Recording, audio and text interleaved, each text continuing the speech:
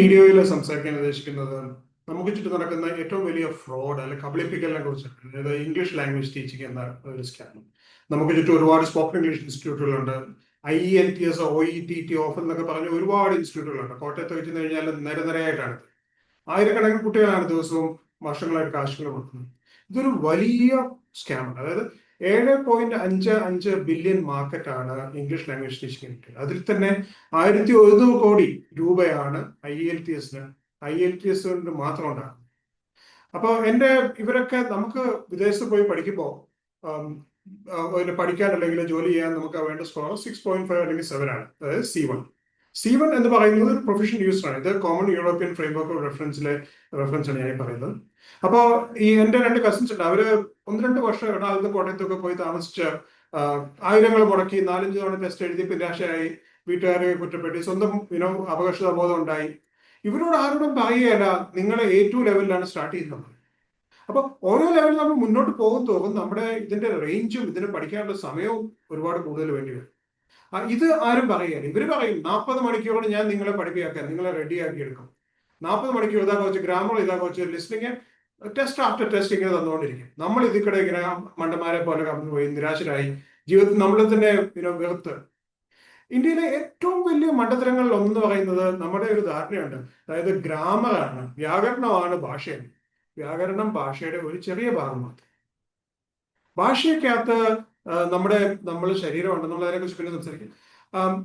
പലപ്പോഴും ഞാനിങ്ങനെ ബസ്സിലൊക്കെ പോകുമ്പോൾ ആൾക്കാരെ ഇംഗ്ലീഷ് പഠിക്കുന്നുണ്ട്. ഈ ടെസ്റ്റ് ഒക്കെ പോകുമ്പോഴേക്കും അവരിങ്ങനെ നോട്ട്ബുക്കിൽ അത് വെച്ചിട്ടുണ്ട്. Subject plus V1 plus simple present, subject plus ING present continuous.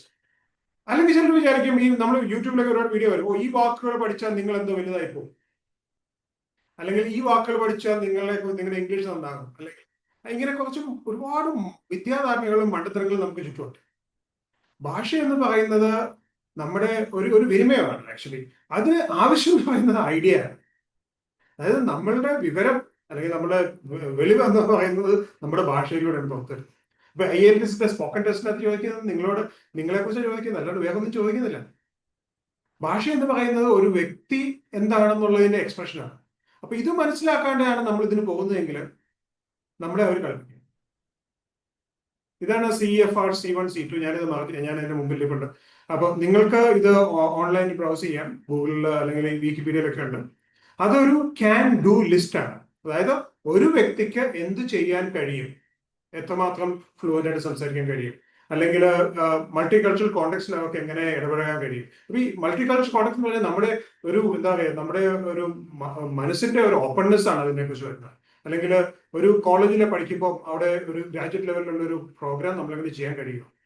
സിമ്പിളായിട്ട് ആലോചിച്ച് നോക്കുക. അതായത് ഒരു രോഗി പറയുന്ന വിഷമങ്ങൾ മനസ്സിലാക്കാനോ അല്ലെങ്കിൽ ഡോക്ടറായിട്ട് ഇന്ററാക്ട് ചെയ്യാൻ ഒരു നഴ്സിന്റെ ആവശ്യം. അപ്പൊ അത് ചെയ്യാൻ പ്രാപ്തയാണോ എന്നുള്ളതാണ് IELTS ടെസ്റ്റ് നോക്കുന്നത്. ഭാഷ എന്ന് പറയുന്നത് വിനിമയമാണ്. നമ്മളുടെ ആശയങ്ങൾ വിനിമയം ചെയ്യണം. ഇത് ഒരു പല ലൈഫ് സ്കില്ലുകളിലെ ഒരു മുഖ്യമായ ലൈഫ് സ്കില്ല്. ബാക്കി ലൈഫ് സ്കില്ലുകൾ ക്രിട്ടിക്കൽ തിങ്കിങ്, അല്ലെങ്കിൽ അനലിറ്റിക്കൽ സ്കിൽസ്, അല്ലെങ്കിൽ അഡ്വക്കസി സ്കിൽസ്, അല്ലെങ്കിൽ കോപ്പിംഗ് സ്കിൽസ്, ഇങ്ങനെ പലതും ഇതിനെ ആശ്രയിച്ചാണ്. നമ്മുടെ സ്വപ്നങ്ങൾ പോലും ഭാഷയിലാണ് നടക്കുന്നത്. അപ്പം ഭാഷ ഇപ്പൊ നമ്മള് ശശി തരൂർ ഇംഗ്ലീഷ് ലാംഗ്വേജിന്റെ ഒരു മീമായിരിക്കണം. അയാൾ വലിയ വാക്കുകളൊക്കെ ഉപയോഗിക്കും. അയാളുടെ ഭാഷയുടെ സൗന്ദര്യം എന്ന് പറയുന്നത് അയാൾ ഉപയോഗിക്കുന്ന വാക്കുകളല്ല, അയാളുടെ വിജ്ഞാനമാണ്. ആ മനുഷ്യൻ ഒരുപാട് വായിച്ച് ഒരുപാട് ലോകപരിചയമുള്ള വ്യക്തിയാണ്. ആ വിവരത്തിൽ നിന്നാണ് ഇയാളുടെ ഭാഷയ്ക്ക് ഭംഗിയുണ്ട്. അപ്പൊ നമ്മൾ നല്ല കാര്യങ്ങൾ പറയുമ്പോൾ നമുക്ക് നല്ല വാക്കുകൾ വരും. അപ്പൊ എന്താണെന്ന് വെച്ചാൽ നമ്മൾ നല്ല കാര്യങ്ങൾ അക്വയർ ചെയ്യാൻ, അത് നമ്മൾ സംശീകരിക്കാൻ വേണ്ടി വായിക്കുമ്പോൾ ഈ വാക്കുകൾ അതിന് കൂടെ വരും. ഭാഷ എന്ന് പറയുന്നത് ജനമാണ്. അത് നമുക്ക് ചുറ്റുമുള്ള മനുഷ്യരാണ്. അവരുമായിട്ടുള്ള നമ്മുടെ സമ്പർക്കമാണ് ഭാഷ എന്ന് പറയുന്നത്. നമ്മുടെ സ്കൂളുകളിൽ എന്ത് പഠിപ്പിക്കുന്നില്ല അതാണ്. നമ്മുടെ സ്കൂളിൽ എന്താണ് ചെയ്യുന്നത്? അവർ കുറച്ച് കവിത, കുറച്ച് പ്രോസ്, പിന്നെ ഒരുപാട് ഗ്രാമർ. ഇതൊക്കെ ഒരു 100-150 വർഷം പഴയതായിരിക്കും. നമ്മുടെ കാലവും നമ്മുടെ കാലഘട്ടവും അല്ലെങ്കിൽ നമ്മുടെ ജീവിത സാഹചര്യമായിട്ട് യാതൊരു ബന്ധമില്ലാത്ത ഒരുപാട് കാര്യങ്ങളുണ്ട്. അപ്പൊ ഈ ധാരണ നമ്മൾ മാറ്റിയെടുക്കണം. എനിക്ക് പറയാനുള്ളത് ഇത്രയേ ഉള്ളൂ. IELTS നിങ്ങൾ പോകുമ്പോൾ നിങ്ങൾ ചോദിക്കുക, അല്ലെങ്കിൽ എന്തെങ്കിലും കോച്ചിങ്ങിന് പോകുമ്പോൾ ചോദിക്കുക, ഞാൻ ഏത് ലെവലിലാണ്, എന്റെ ലെവൽ നിങ്ങൾ എങ്ങനെയാണ് അടക്കുന്നത്, അതിന്റെ ഒരു അസസ്മെന്റും അതിന്റെ എക്സ്പ്ലനേഷൻ എനിക്ക് എന്നിട്ട് എന്നോട് പറയുക ഞാൻ എത്ര പ്രയത്നിച്ചാലാണ് മുന്നോട്ട് പോവുക. ഒരു വർഷം എടുക്കുമോ, ഞാൻ തയ്യാറാണ്. 2 വർഷം എടുക്കുമോ?